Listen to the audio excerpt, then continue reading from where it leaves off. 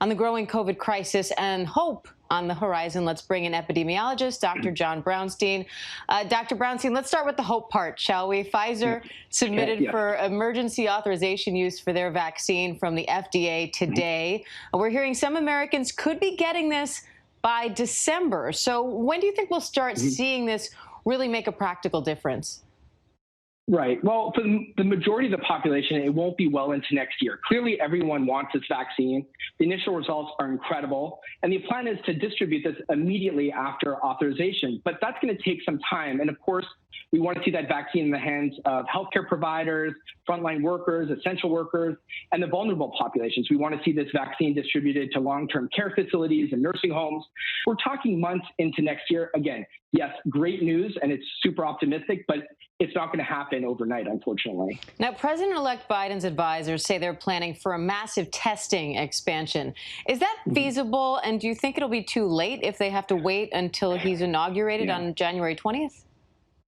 Yeah, clearly there's a lot of promise there, the promise to make testing more widely available and more accessible. But we know demand is soaring and putting massive strains on our testing capacity in terms of supplies and personnel. I mean, we're already doing 1.5 million tests a day, and that just keeps increasing. So ultimately, we're going to need more options for testing. It's not just going to be the existing supply chain that's going to allow us to up the ante in terms of testing.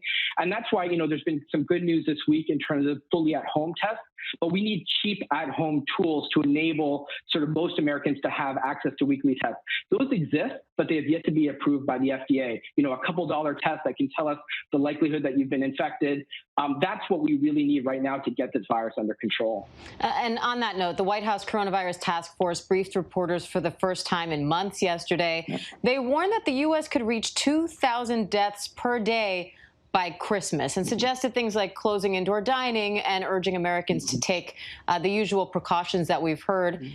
When you listen to that, what kind of shutdowns do you think that Americans should prepare for, and how does that weigh against hearing CDC Director Robert Redfield, for example, say that schools, on the other hand, should not be closed?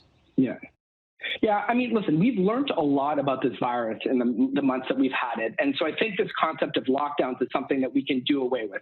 The full shutdown of the economy is not something anybody wants. And in fact, it's not something that we need to do. You've heard the Biden administration use this concept of a dimmer switch, which is really something like, how do we do targeted interventions in particular communities that are facing the most impact of this virus? Really, it's not about sort of massive lockdowns, but yes, communities that are facing huge increases in cases are going to have to start slowing down their mobility and interactions if they're going to get anything like this virus under control in a short order. So lots to come, unfortunately, in the next couple months. All right, Dr. John Brownstein, we appreciate your time. Thank you. Hi, everyone. George Stephanopoulos here. Thanks for checking out the ABC News YouTube channel. If you'd like to get more videos, show highlights, and watch live event coverage, click on the right over here to subscribe to our channel. And don't forget to download the ABC News app for breaking news alerts. Thanks for watching.